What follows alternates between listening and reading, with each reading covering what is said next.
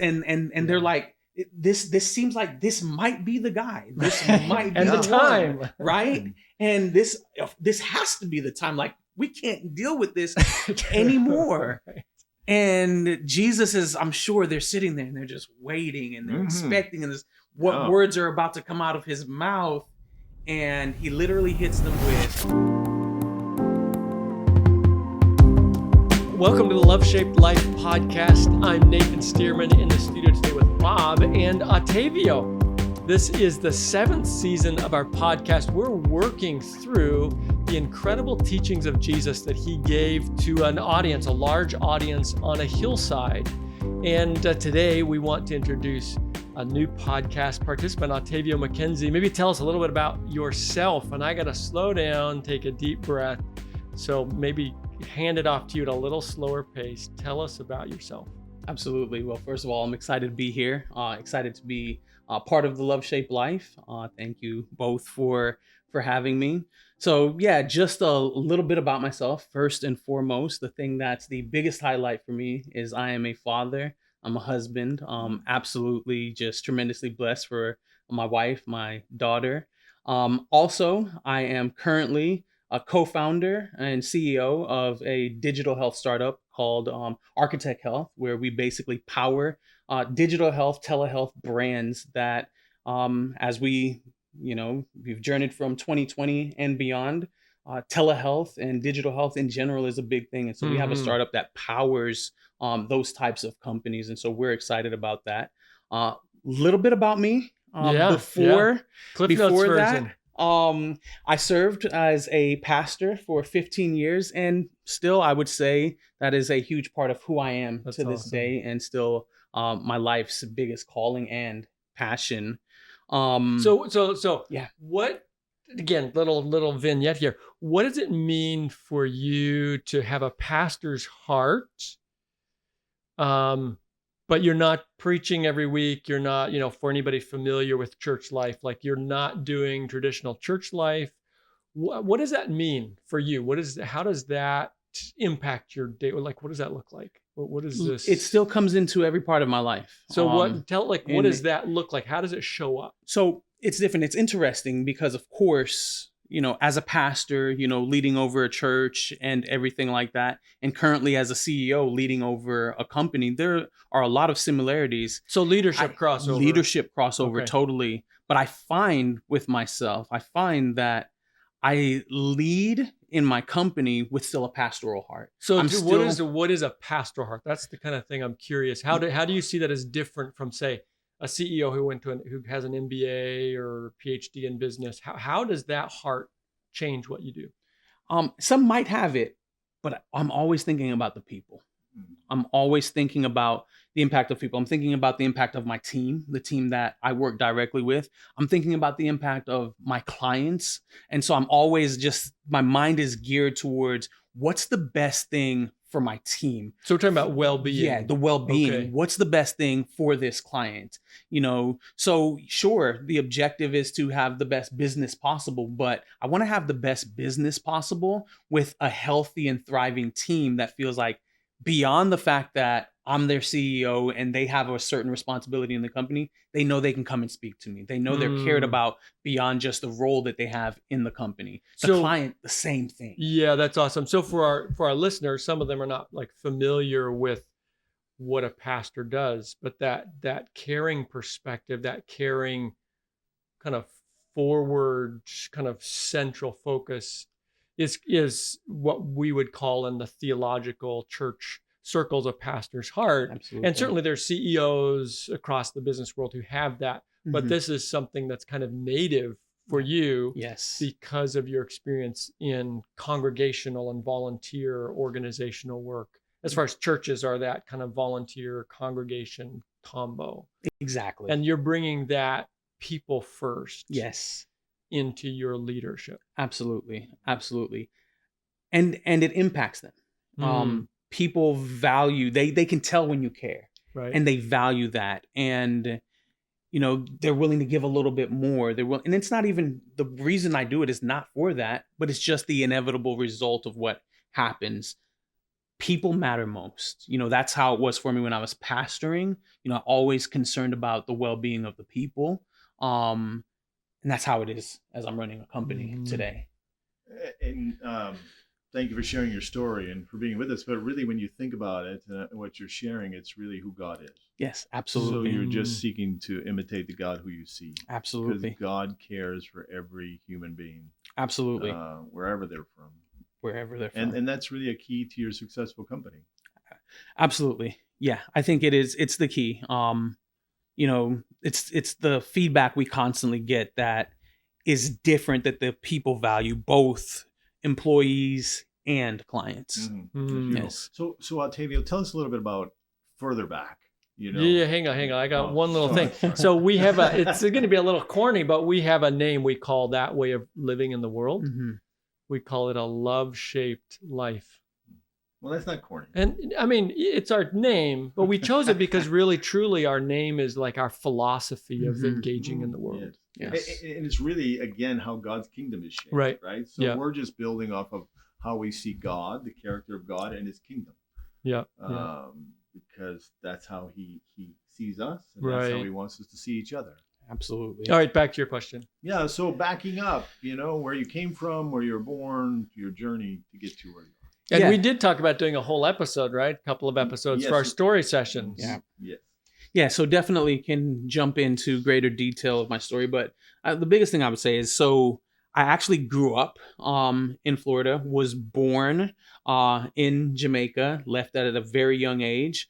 What is interesting and what I would say was really kind of the thing that shaped my life and my journey was in childhood. It became clear to me at a very young age, my parents simply really did not get along. And also at a young age, I think I was 8 or 9 years old, they finally made, I think, what was a responsible decision to separate and to get a divorce. What individuals don't realize about children and what they experience in things like that, in an environment like that, is that it has a profound impact on the kids. And I found myself for the longest time thinking I had to be a part of the reason why this was the case. Like, what was it my fault that my parents were apart and my parents didn't see eye to eye? They didn't get along. And so as a result of that, it just created this situation for me where I struggled with feeling loved. Growing up, that was just a constant struggle. So after age 8, 9, dad's not present. Mom tried her best. I give her credit there. But I struggled. It was just constant struggle. Fast forward a little bit to my late teen years, early 20s, and I'm just totally living a wild life. Just know about God, but no interest whatsoever in God. Found myself just in a tough situation, a lot of trouble, and realized quickly, like, you know what? The way my life is going, this just isn't for me. There has to be better to life. And it was there that Jesus really got my attention. And it was there that I started to realize what love really was as I started to learn more about Jesus. And that is what pulled me in. That's what pulled me in ultimately to being a pastor and to ultimately just setting the tone and the trajectory of my life from that point forward. And what I would say in conjunction with what we're doing here set me on a path of a love-shaped life. Beautiful. Yeah. Beautiful. You say that Jesus got your attention. Can you just share with us briefly what that looked like for you? So one of the first things I did as it just settled in my mind, like, okay, there has to be better, is I went to the Bible. And I went to Jesus, went to the Gospels, and immediately the person of Jesus just got my attention. And it was attractive and it was inviting and it was appealing. And I looked at the way Jesus interacted, the way he did life and the way he cared for people, the way he loved people, and just going through scripture, both in the Gospels and other parts of scripture, starting to see that love, it just pulled me in. So that's what it was. That's beautiful. Yeah. That's beautiful. I think of that, what Jesus said, if I be lifted up, I'll draw all men unto me. So as you were looking at the life of Christ, I like the way you put that. You looked at how he interacted with people and saw and how he did life. Yes. And that drew you. It did. Right? There's a power in seeing the beauty of that life that it is a drawing power that draws us in. So yes. So praise God. So you went through that and you ended up pastoring and now you started your own company. Yes. And you're here with us today, and we're grateful that you're part of us. And he's actually part of our team, and he is. We're welcoming a new team member absolutely here on this podcast. Absolutely. So welcome. I'm humbled and excited to be a part of the team. Yeah, it's good to have you. So Otavio and I met when you were in the parish serving a church congregation, a couple of them maybe. Yes. Was it two? Three Three of them at a time. in Kansas, the great state of Kansas, the great flat state of Kansas. Beautiful state. Yes. But I was assigned to be your mentor. Assigned, yeah. And that became a friendship. And absolutely. We've been off and on in touch over the years, and then connected more, which that'll probably be in another podcast. Yes. But it's interesting the way God has led us all. It is crazy. You mentioned it earlier, because when you graduated from school, you came and did hung out with you. Yeah, hung out with me, did like an internship, if you would call it, right? And then we stayed in touch on and off through the years, and then you connected with Otavio, right? So I guess I'm the senior and you're the junior, and he's even beyond the junior, right? Yeah, I'm the baby, I guess. That's the what baby, right? Thank you. He's just dating the rest of us. Yeah. So, and officially here at Love Shaped Life, you are a consultant on our team, and then you're also specifically focused on community development. Yes. And I don't know if you can tell us, you and Bob have done some more conversation about that. What would you say in a snapshot where what are the glimmers of what that looks like? So first and foremost, this is really the passion of mine. It is important to me to be able to help, in any environment I'm in. That's in my company. That was when I'm pastoring, and that's here, the Love Shaped Life. Creating a safe space, creating a safe space where people can interact, where people can learn about God, where people can experience God. Now, in the professional setting, I might not be able to as explicitly put it out there that, hey, I want you to see the face of God, but it can be shown, Right. And as a part of Love Shaped Life, it's clear that that's what we're going after. So yeah, we've had some conversations. We've been working on some things. We actually have, I believe, some exciting things coming up moving into 2025 that we'll be sharing here. But we really want to create a place that is community focused, where there's great engagement and people can feel safe in their journey to experiencing more and more of the love of God with other people. Absolutely. Yeah. Yes. And the beautiful part about this, again, is it's going to be created in a digital space. Absolutely. Right. So it has the potential of the whole world. Yes. To impact the world and people from around the world. Because let's face it, COVID taught us all that to being connected digitally is not a foreign thing for us anymore. Right. That everybody's more comfortable with it. So at Love Shaped Life, in the very near future, we're going to be launching a digital community. Which again, if you're listening to us today, you would want to go to loveshaped.life, and you can go ahead and subscribe and connect with us. So when we launch that community, you can be part of it. Absolutely. And it's even in its infant stages right now. There's some more development. So that's where Otavio, your focus is going to be helpful. Absolutely. One of the things, because Love Shaped Life, you're doing something else. The thing I do, in addition to Love Shaped Life, is clinical chaplaincy in a behavioral health care setting. And one of the things I notice all the time is the hunger for connection. We have, in our behavioral health hospital setting, the patients interact with each other. They have separate rooms, but then they're open to go hang out at the TV room, et cetera. And patients often express how healing it is to be with others who are open and authentic about the stuff they're dealing with. Absolutely. There's something powerfully healing about being able to have that connection without all the walls and the superficialities that we kind of cling to outside of those safe spaces. In the way God designed us, it's in our DNA to be part of the community. community. Absolutely. It is. Absolutely. We especially, like you mentioned, finding a safe space, Right. Where that community, where people can be authentic, like you said, Right. and that's best place to grow.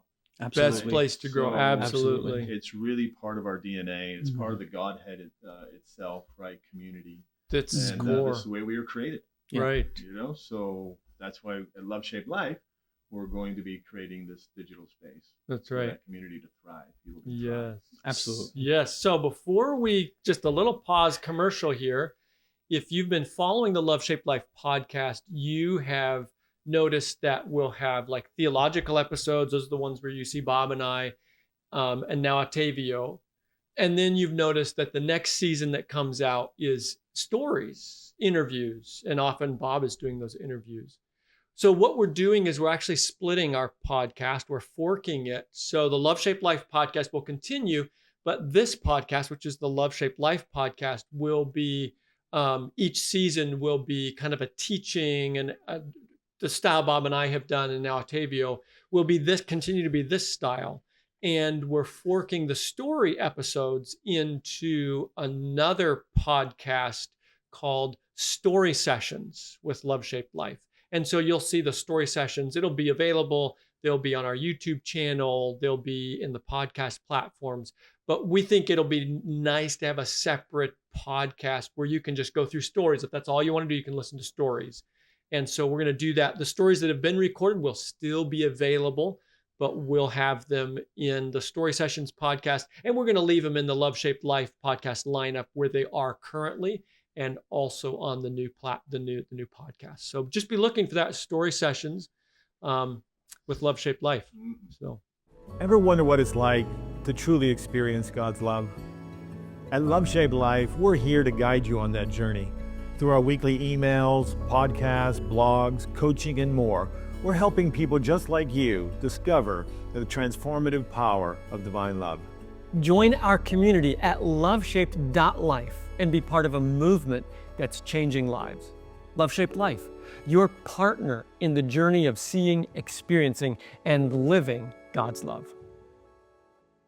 So we're in episode 1 of season 7, and we're working through, as I said early in the introduction, working through this mountainside teaching of Jesus. He's got this crowd gathered around him.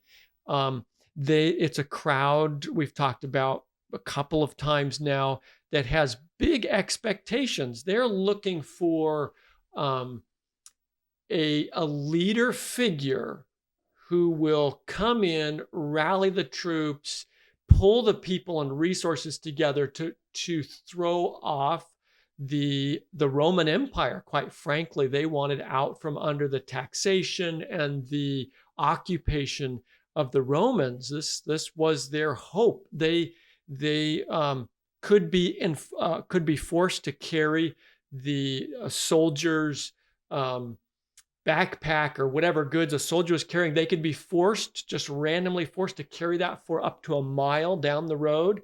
So there were the Roman occupation was invasive, not to mention just the national pride being deeply wounded. So this is the audience, all kinds of people. For the Hebrew people, the Jewish people in that audience, there was that underlying longing for a deliverer. And the prophetic tradition said a deliverer is coming. So just help us sort of recapture that setting. And then we're going to have a little conversation bringing us up to speed. And then we'll get to kind of our final transition text. And that'll be the end of this episode. I just want to mention the crowd again. Looking at the crowd and who was in the crowd. That though, if you can imagine, the people were farmers. A lot of them were farmers, and this was their land. And so here comes in this other nation, and all of a sudden you're still farming your land, but you're now really a slave to them. It's not yours anymore. So the anger, the resentment, the oppression that they felt was just overwhelming. So here they are in this crowd with the hope that Jesus is about to announce how he's going to conquer them so that they could be the rulers. So there was these people in the crowd, along with other people. There was the religious leaders were in the crowd, right? They were checking out Jesus, but they were in the crowd, right? So there was some Roman soldiers in the crowd. So there was a wide variety of people. Right. friends and enemies, people who weren't real happy with what they were hearing, and others who were soaking it up like a deep glass of cold water. But they came with this anticipation that day. If you can imagine the excitement, right? Like going to, if we, people who like sports and they go to a sporting event and there's an excitement in the air, or a concert and there's the political rally of the year. Political rally, very good. Yeah, political rallies. There's an excitement there. They're waiting for these great announcements. So they're just waiting for this announcement to hear this Messiah, as they saw him announce how he's going to conquer the Romans. Right. What's profound about that is that is a perfect layout of the scenario, of the setting as Jesus steps onto the scene here. Basically, they are literally expecting, and they have been expecting for quite some time, deliverance, and they're like, this seems like this might be the guy, this might be and the time, right? And this has to be the time. We can't deal with this anymore. Right. And Jesus is, I'm sure they're sitting there and they're just waiting and they're expecting what words are about to come out of his mouth. And he literally hits them with blessed. Blessed. And they're like, okay, so there's a blessing. Okay, we're for it. It's about to be good. Right? It's about to be good. Let's listen. Blessed are the poor in spirit. But then here's the transition, and here's the part they probably weren't ready for. For theirs is the kingdom of heaven. He takes and immediately transcends their mind from the dynamics of this world and elevates it to the fact that there's actually something better that is indeed coming and is for you.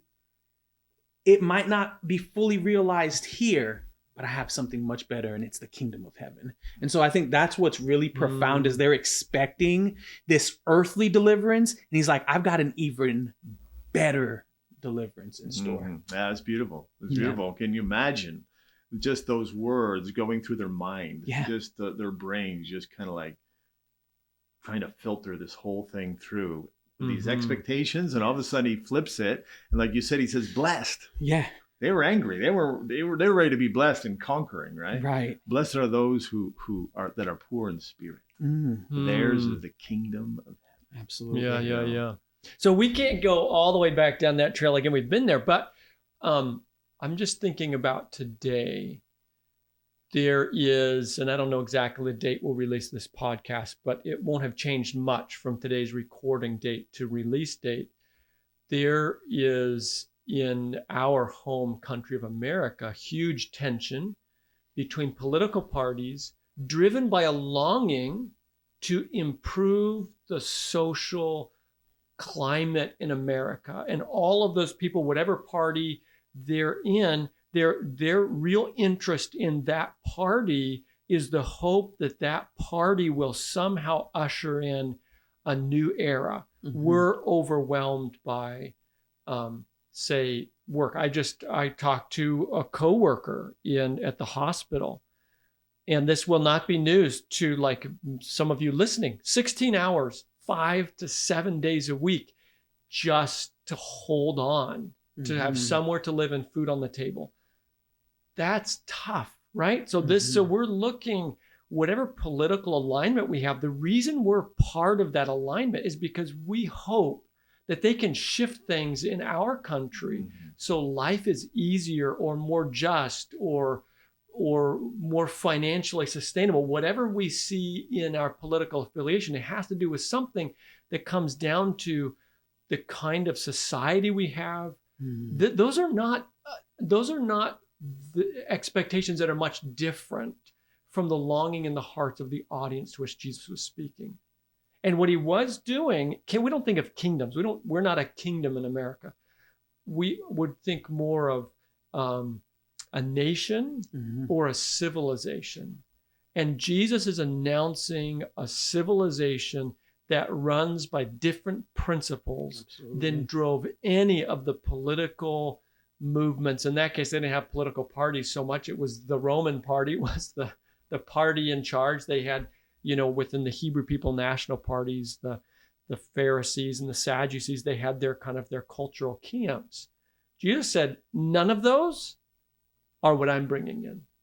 It's something brand new. I think that's the piece I just want to hold So on. There's something new that Jesus is bringing. So are you saying Jesus would say the same thing to them today? Yeah. To us today? Something, yeah. Absolutely. To like you had mentioned, Octavio, to raise their mind that there's a better place. There's something better, right? Yeah. You know, but it's built on different principles. Right. That what you see and operate within, none of those systems are the way my system works. I'm pulling in something totally new. In fact, in another place, he told near the end of his life, he said, my kingdom is not of this world. Like it's not here. Right. The pieces I'm building, the philosophical pieces, etc., that I'm building my kingdom with, they're not from the collection of resources on earth. Yeah. And what's powerful and what's important about that, especially as we bring it to today, like if we're all honest with ourselves, all of us, we all long for something better. Like regardless of where you are in life, you're always longing for something better. And the reality is this: you look around, you don't have to look very far to realize there is something fundamentally flawed. There's something fundamentally damaged with the world we live in, which is the reason we have this longing inside for something better. Yeah. And basically Jesus is pointing out, just like he pointed out there, and he's pointing that out to us today, that the something better we really are longing for is something that transcends this world. Yes. And it starts with him. It starts with a relationship with him. And that's the key to being able to deal with and handle in a better way the challenges and the unfortunate dynamics of this world, but also the hope of us to look forward to something even better beyond this world. That's right. Yes. Yeah, because to continue to spin the cycle of one party after another party of ruling, it's still repeating the same thing. There's still a longing of our hearts. We still live in a damaged society and a damaged world. So Jesus was offering us a solution. Absolutely. Right? And it wasn't just a physical kingdom, but for the here and the now in this world, it was a kingdom from within. Right? So blessed are those who are poor in spirit, right? That's the longing of the heart. Blessed are those who sense their need of God. Right. They're blessed because they sense their need of God. And I believe every human being, like you mentioned, there's a longing of the human heart. Every human being senses their need of God, right? Whether they respond to it or not, it's up to them. Because God is pulling on every heart to say there's something better.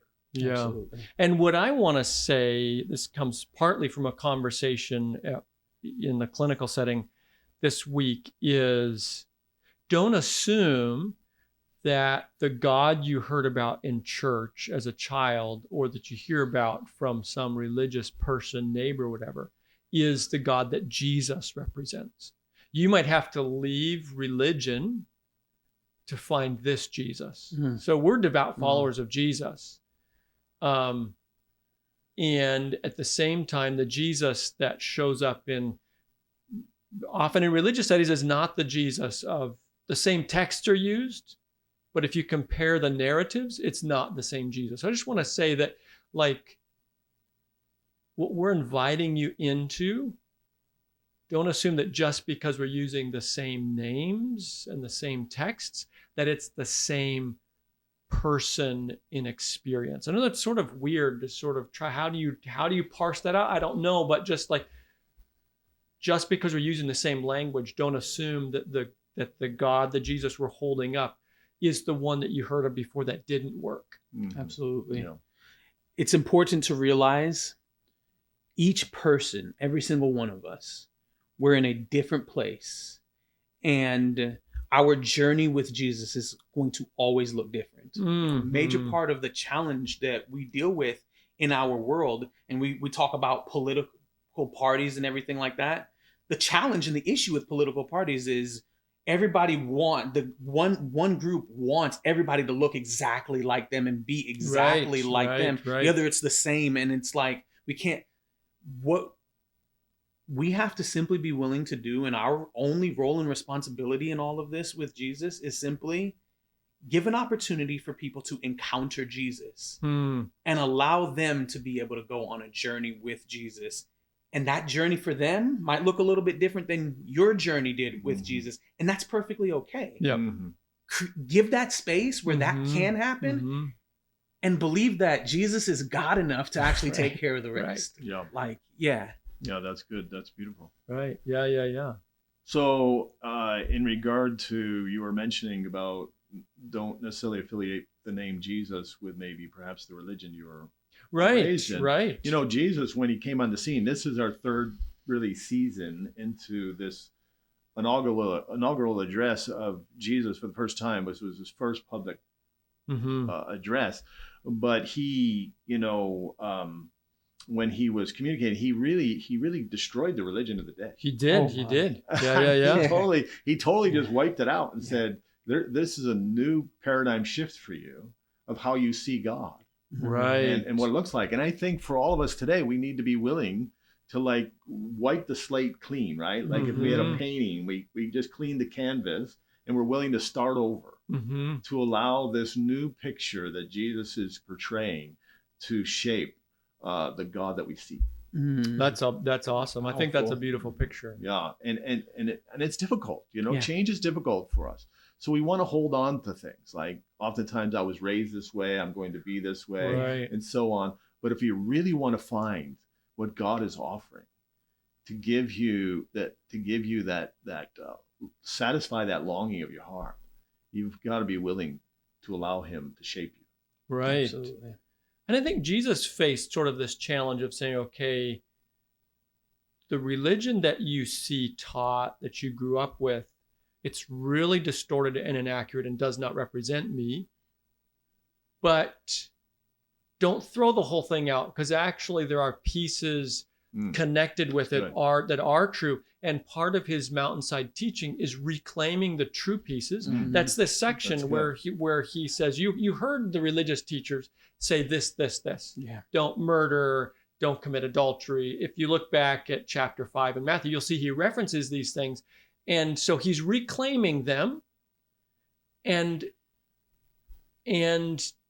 stating, kind of restating what their actual intent was. So pulling them out of, like, don't throw them out with throwing out religion, but here's what they're supposed to look like. That's what you think they look like, because that's what you've heard over the years, but here's what they're supposed to look like. So part of what Jesus was doing is walking that line of holding up a genuine, authentic spiritual journey with God, and also throwing out religion. So he was cleaning the dust off right, the Bible, right. So let's just say we're cleaning the dust off the Bible, right? I like that. And taking a different look.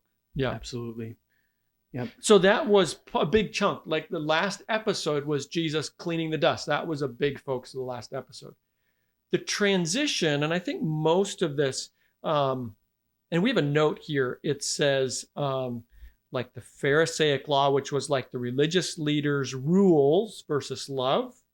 And the point, which was the last part of chapter 5, the point of life and the point of knowing God is to love well. That's kind of where this comes down to, because there's kind of 3 major big sections, or 4. There's several sections. The first section in this teaching, it has the blessings, the Beatitudes. That was the first season. The next section is Jesus dealing with these rules, reclaiming genuine religion from the false pile of stuff that have been piled on it. And then there's a transition, which we're getting into now, where Jesus is going to talk about the religious practices, differentiating genuine religious practices that are healing and life-giving from ones that are burdensome and life-taking. And so that's kind of where we've come down. Let's talk about that for a minute, unless you had a comment. Well, I just had a thought as we've journeyed through this this piece in Scripture of Jesus' conversation. They were coming there expecting the earthly kingdom, and then Jesus flips it, and he talks about the spiritual kingdom that begins inside of you. Right. So it was not a physical warfare that they were going to engage in, but it was a spiritual kingdom of God dwelling within. And that's how they were going to conquer the evil in the world, by being, like Jesus said, the light of the world, or by being the salt of the earth. And then he's saying to them, then he transitions and saying, but the spiritual kingdom is not like what you see. Mm-hmm. Right? It's not what you've seen from the religious leaders. It's not really what you've been taught. It's like you said, I mentioned he's dusting it off, right? So there's still some good, don't throw it all out. But he was really specifically targeting saying that now I'm going to teach you, and differentiate between what is really of me and what is not. Right? And I think that's so important for us in our journey with God, is to be open to God just teaching us really what really matters, what it's all about. So it's interesting to me how he goes through this journey with them, coming with these expectations. He destroys even their expectations of an earthly kingdom, switches it to the spiritual kingdom. Then he begins to tell them it's not like the religious one you're used to. I love that, because it tells me that if I see problems in religion, it's okay. That's kind of expected. Yeah. Oh, yeah. And it doesn't mean that religion itself is all garbage. So I don't need to sort of lose my faith or get totally unsettled. It just means that there's a lot of garbage in religion. Yeah, absolutely. The garbage in religion takes place when we lose sight of the personal nature of religion. We lose sight of the personal God of religion, like that, and it starts there. We lose sight of the personhood of people. So once we now lose sight of the personhood of God and how this whole religion thing is supposed to be a personal, relational thing, we've now set ourselves up perfectly to lose sight of the value of people. Wow, and in so doing, then that's when the whole thing gets distorted. That's when it starts to look a way that you're like, wait a minute, this just doesn't quite feel right. So, yeah. No, that's really good, because really what Jesus was seeking to communicate was, again, what really matters, relationship with God and a relationship with others. Right. So the bottom line, that's why the bottom line in Christianity is love for God and love for others. Yeah. And so what happens is when man comes in, and I put ourselves in that category, and we lose sight of that. Yes. We end up adding all this other stuff. Yeah. Right. That causes the confusion. Right. And then it switches to our opinions and our thoughts about serving God is higher than what God says himself. Right. And no, that's good. No, you're great. And I think you mentioned Christianity, and it's a hard thing to say, but I think it's worth saying that we're not talking about the religion Christianity. We're talking about the way of Jesus in Scripture. And I think there is actually a difference. Oh, yeah. There are people who consider themselves Christians, which we would consider ourselves Christians, but Christians who are committed to the way of Jesus, being what we call Christianity, rather than the religion Christianity. Again, it's sort of dicey trying to draw a line there, but I think it's worth calling out, because it's not the way of Jesus and Christianity in some popular forms it's just not on the same page. Yeah, I just want to say, I mentioned to you guys earlier about a young man that I met a couple of weeks ago that he was visiting from out of state, and he was at a group that we were at. We were having a little Bible study, and I just asked him about his journey, and he said, listen, my dad's an atheist. My mom's of this religion, and then all my relatives are of different brands of religion. But he said, all I want is my Bible. And I just want to seek God for myself, to know God. Right? Here's this 21-year-old seeing the confusion in the religious world, but desiring an authentic relationship with God. So at this point in his journey, he said to me, I don't want to be labeled. Right. I just want to know God. Yeah. And I think that says a lot for a lot of people out there, right? And that's okay. Yeah, absolutely okay. Because when you take on a label, sometimes you feel like, if I take this label, I'm taking on both what might be considered the good of that label, but also what I have been able to look at and clearly see is not the good of that label. That is perfectly okay. What Jesus is concerned about is people getting an opportunity to know him. Yeah, absolutely. That's it. Know him and experience the beauty of his love and what it means to love others. That's what it's all about. Amen. Forget the labels. Like if it's a barrier, whatever, take the barrier out of the way. But look, Jesus is attractive. Jesus is inviting. Right. So that's what the focus needs to be. So in this inaugural address, when he begins to communicate, he's really laying that as a part of that foundation, that relationship with God and a relationship with each other. This is the foundation of what really matters. Right. Yes, absolutely. So oftentimes in a religious world, and again, we're not trying to say that all religion is bad, because it's not, but we're just explaining how when you add things to religion, oftentimes in that religious world, that's lost sight of. Yeah. Right. That really relationships are what's such an important thing. That's right. Is the foundation. That's right. So we got to wrap up this episode. I want to say one of the core pieces of the love-shaped life ecosystem is coaching, spiritual wellness coaching, we call it. And if you want someone to walk alongside you as you figure out what spiritual wellness looks like for you, check out our Love Shaped Life coaching. You can do that at loveshaped.life/coaching.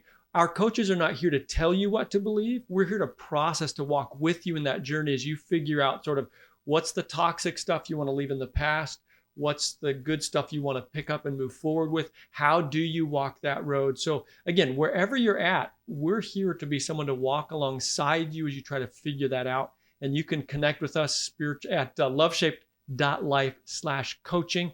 It's crowdfunded, so we don't charge for our coaching support. And just want to make that, I mean, that can be so valuable to have somebody. I know I was in a time where I was going through what I would call a reboot, a spiritual reboot. And I needed somebody else who could see farther ahead than I could see at that moment to walk with me and help me into what I would call new spiritual territory. That's what our coaches are here for. Absolutely. So we always wrap up with 3 questions. What do you see? Your big takeaway, what do you see? Like, what do you see from this episode? What would you say is the big idea about who God is that you would say we should hold on to as we wrap up? Wow. Well, that's a loaded, deep question. I would say in regard to the beginning of, again, this sermon, as we call it, is referred to in the Christian world, Sermon on the Mount, is God's love for human beings. That he would become one of us and seek to stand there before broken human beings to tell us and to give up everything, to leave heaven and come and become one of us, to tell us about the beauty of who he is and his kingdom, that we might be drawn to him, not forced, right? Not manipulated, not coerced, but drawn by love. And that's what I see, the heart of God. Absolutely. That's amazing. Absolutely. Do you want to add to that? Yeah, I would just simply, one small thing to add to that is just simply the love of God. Like he progresses them through. You're poor in spirit, and he just walks them through and gets them ultimately to the place of what your heart is longing for most is not really the overthrowing of the Romans. It's actually my love. That's beautiful. That's good. Yes. That's good. So the second question. Sorry, that's hard not to that he looked beyond all of their expectations, and he knew he was going to disappoint them. Right. So oftentimes we have expectations of God, and we end up disappointed.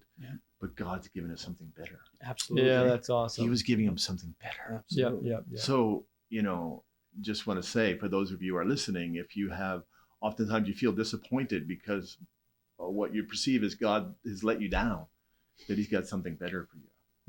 Just open yourself up to see and to be led to that. Yeah, that's beautiful. The second question, experience. What would you say from today's episode is the piece, the way that we begin to experience deeper spiritual wellness? It's love. I mean, I'm not trying to just over simplify this thing but really it's that thing that our heart really longs for the most. So how would you say we experience that? Like let it in. So it's an idea out here. How do we let that in? Start with Jesus. Like literally start with Jesus and look at how he interacts. Look at how the way you see him relate to people, those people in the Bible, is exactly the same way he relates to you. So we're talking about like the Matthew, one of the writers. Exactly. Mark, Luke, John, those are found in the Christian Bible. Yeah. Those books tell his story. They tell his story, and they show who he is. They show how he works, how he interacts, the way he deals with people. It's just so inviting. We could jump into so many different things, but it's exactly what the human heart longs for, the experience that we're longing for. And it starts with him. And then as that starts with him, bring that to others, like reflect that. So I'm seeing, wow, this is what it means to be loved. This is what it means to love. So you're kind of going into the last one, which is live, right? Yeah. So we don't just want to soak in, but the way of Jesus is a soaking in that then is an outflowing. Yeah.